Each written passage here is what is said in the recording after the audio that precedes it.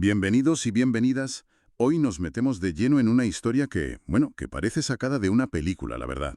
Vamos a hablar de uno de los robos más famosos de la historia, el de la Mona Lisa en 1911. Y para ello tenemos un artículo biográfico muy detallado sobre el hombre que lo hizo, un tal Vincenzo Perugia. Y la misión, yo creo, es súper interesante, porque no es solo contar el robo, es que vamos a intentar entender cómo un acto así, que lo hizo una persona que parecía insignificante, convirtió un cuadro, que ya era famoso, ojo, pero lo convirtió en el ícono mundial que soy. Es la historia de cómo nace una leyenda, básicamente. Exactamente. Así que venga, vamos a desgranar la historia de este hombre y de su golpe. Para empezar, ¿quién era este Vincenzo Perugia? Porque el artículo deja muy claro que no era un ladrón de guante blanco ni un genio del crimen, vamos. Para nada, era todo lo contrario, de hecho. Un inmigrante italiano, nacido en 1881. Era un hombre muy menudo, medía apenas 1,60 m, había ido a París a buscarse la vida, como tantos otros, y trabajaba de pintor decorador. Pero tenía una ventaja, ¿no? Una ventaja clave. Tenía la ventaja definitiva. Había trabajado durante un tiempo en el Louvre, el año anterior al robo. Ah, amigo, ahí está la clave de todo.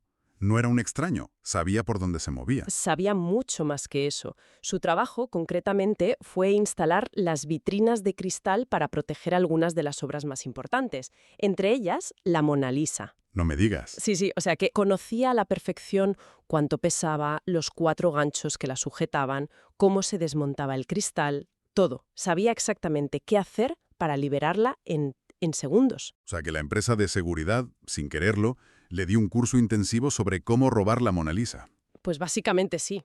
Y a eso súmale el contexto de la época, que es fundamental. El Louvre de principios del siglo XX no era la fortaleza que es hoy. La entrada era gratis casi todos los días, la vigilancia era mínima, era un caos. Un paraíso para alguien con sus intenciones, vamos. Con ese panorama, el plan casi que se escribe solo. Y el día que elige es, perfecto, lunes 21 de agosto de 1911, el día de cierre semanal del museo. Exacto.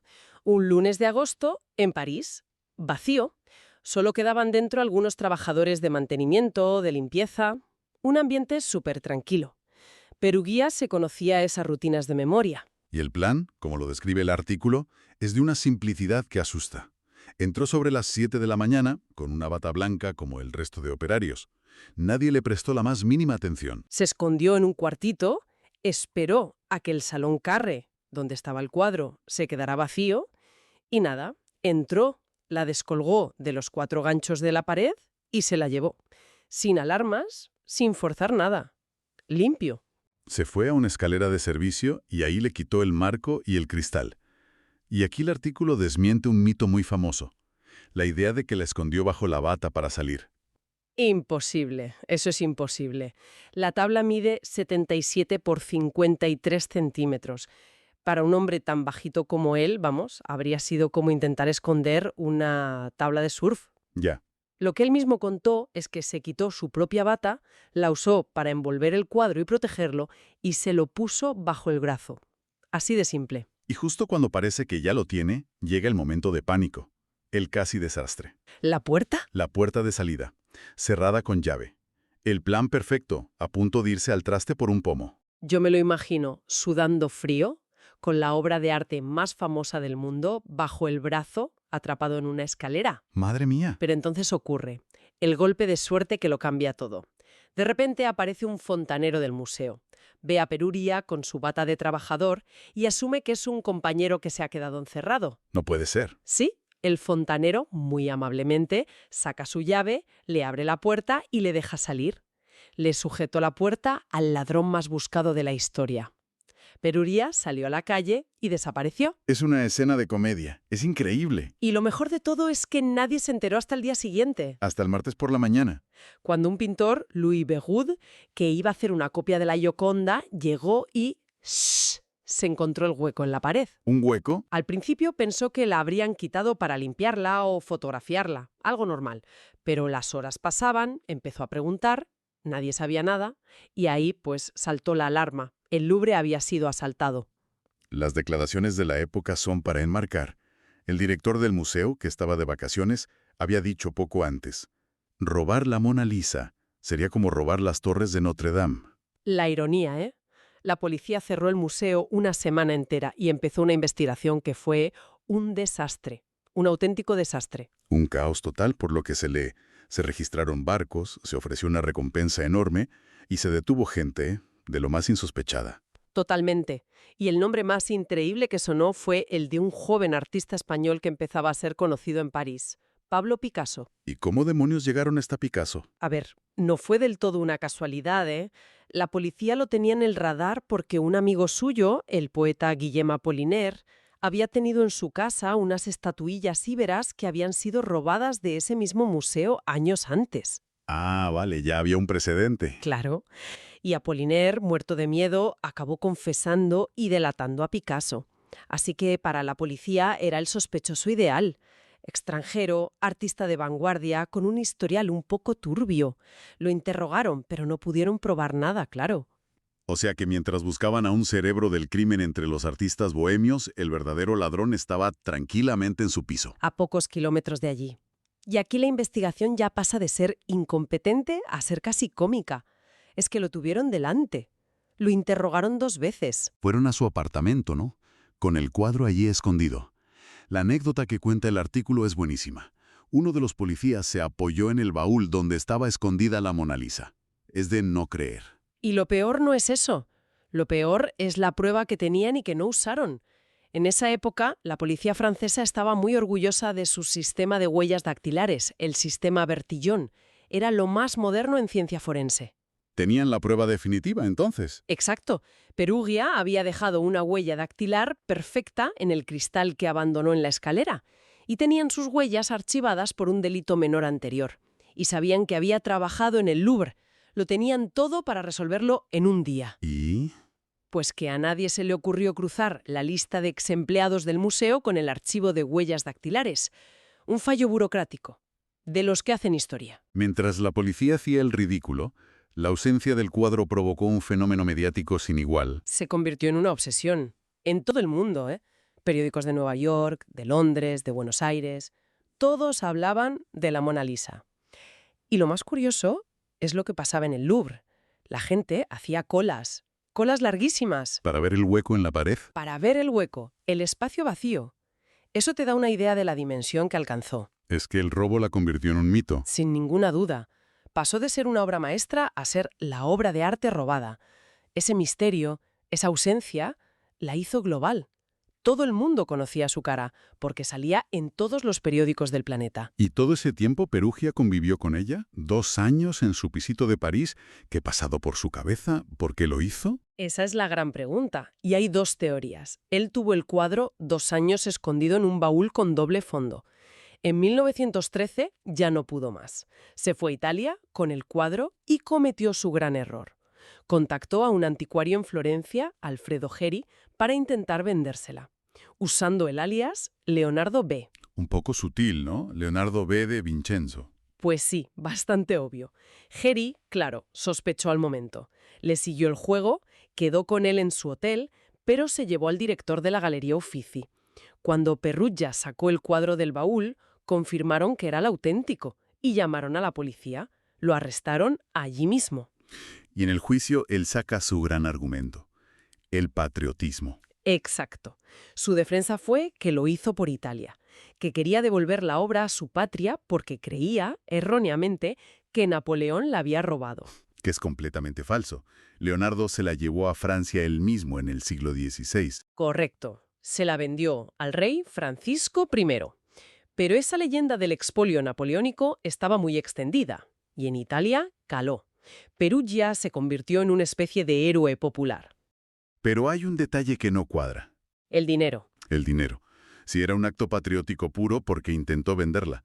¿Y por qué pidió $500,000 de liras de recompensa? Ahí es donde la coartada se cae. Y hay más pruebas. Encontraron cartas a su padre en las que decía cosas como «haré mi fortuna de un solo golpe». Y en un cuaderno suyo, una lista de millonarios. Rockefeller, JP Morgan, parecía una lista de clientes potenciales. A pesar de todo, el juicio fue sorprendentemente suave con él. Muy suave. El tribunal se creyó, en parte, la historia del patriota ignorante. Le cayó poco más de 1 año, que al final se quedó en 7 meses de cárcel. 7 meses. Y hay una anécdota del juicio que revela cómo lo veían. ¿La del test psicológico? Esa misma.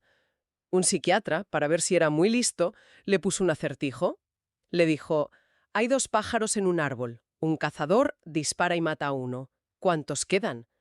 Y Perugia contestó, 1. Espera, la respuesta es 0, porque el otro se asusta y se va volando. Exacto. Pues el psiquiatra concluyó que Perugia tenía una mente simple, lo llamó imbécil en su informe, y eso paradójicamente jugó a su favor. Increíble. O sea que le rebajaron la pena por no pillar un acertijo. Se desmoronó por completo la imagen de cerebro criminal. Como dice un historiador, pasó a ser visto como un clásico perdedor. Pero aquí no acaba la cosa. Hay una última teoría, una que lo cambia todo y que lo convierte quizá no en un perdedor, sino en una marioneta. Pues en 1932, un periodista llamado Karl Decker publicó un artículo diciendo que contaba la confesión que Valfierno le hizo antes de morir. ¿Y quién era este Valfierno? Un supuesto estafador argentino, un auténtico cerebro en la sombra. Según esta historia, Valfierno habría contratado a Perugia para robar la Mona Lisa. Pero su objetivo no era el cuadro original. Entonces, Su plan era mucho más grande. Antes del robo, encargó a un falsificador de élite, un tal Yves Chaudron, que pintara 6 copias perfectas de la Mona Lisa. 6 copias. 6. El robo que hizo Perugia era solo la publicidad, la noticia mundial que él necesitaba para que su estafa funcionara. Para vender las falsificaciones. Exacto.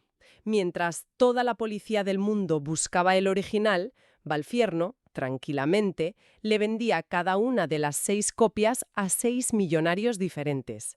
A cada una le decía que tenía la auténtica. Un negocio redondo. Una vez vendidas las copias, el original ya no le importaba nada. Y en esa historia, Perugia era solo el peón al que abandonó con el cuadro ya inútil. Es una teoría alucinante, pero ¿hay alguna prueba? ¿Algo tangible? Absolutamente ninguna. 0. Se basa solo en lo que contó ese periodista. No hay documentos, no han aparecido esas copias, nada. Pero como trama hay que reconocer que es muy poderosa. Te hace dudar de todo. Y al final, ¿qué fue del hombre que lo empezó todo? De Vincenzo Perugia. Su vida después de la cárcel fue muy discreta. Cumplió sus 7 meses, luchó en la Primera Guerra Mundial con Italia, donde lo hicieron prisionero de guerra, y después de la guerra se casó, tuvo una hija. Y aquí viene lo irónico. Volvió a Francia. Volvió al lugar del crimen. Volvió a Francia. Abrió una tienda de pinturas en un suburbio de París y vivió allí el resto de su vida. Usaba su nombre de pila, Pietro, para pasar desapercibido. ¿Y su muerte? Murió de un infarto en 1925, el mismo día que cumplía 44 años. Y su muerte pasó tan desapercibida como su vida. De hecho, es curioso, los periódicos no publicaron su obituario en 1925. Lo publicaron por error en 1947, cuando murió otro hombre con el mismo nombre. El ladrón de la Mona Lisa murió en el más completo anonimato. ¡Qué final! Un final tan silencioso para un hombre cuyo acto tuvo unas consecuencias tan ruidosas. Al final, su legado no es suyo, es del cuadro. Totalmente. Él murió y fue olvidado, pero la Mona Lisa, gracias a él, se convirtió en una superestrella mundial. El robo ha inspirado de todo. Películas, canciones, parodias. La historia del robo es casi tan famosa como la sonrisa. Es parte de ella. Así que, resumiendo, tenemos la historia de un hombre sencillo, que no sabemos bien si actuó por patriotismo o por dinero, y que se aprovechó de una seguridad nula y una investigación desastrosa. Y sin quererlo, cambió la historia del arte. Y nos deja una reflexión final muy potente, sobre todo si pensamos en esa teoría de Valfierno. Aunque no sea verdad, te obliga a plantearte qué es el valor en el arte. Imagina por un momento que la historia es cierta. Si esos 6 millonarios compraron las falsificaciones, creyendo que tenían la auténtica, y disfrutaron de ese prestigio, ¿importaba realmente que el objeto físico no fuera el original? Es una pregunta muy buena. ¿Qué vale más, el objeto o la historia que lo envuelve? Exacto. ¿Qué es lo que define el valor de una obra? ¿Su materialidad, que sea única? ¿O es la narrativa, el mito, la historia que construimos a su alrededor, lo que de verdad le da poder. El robo de Perugia demuestra que a veces la historia puede ser mucho más potente que el propio lienzo.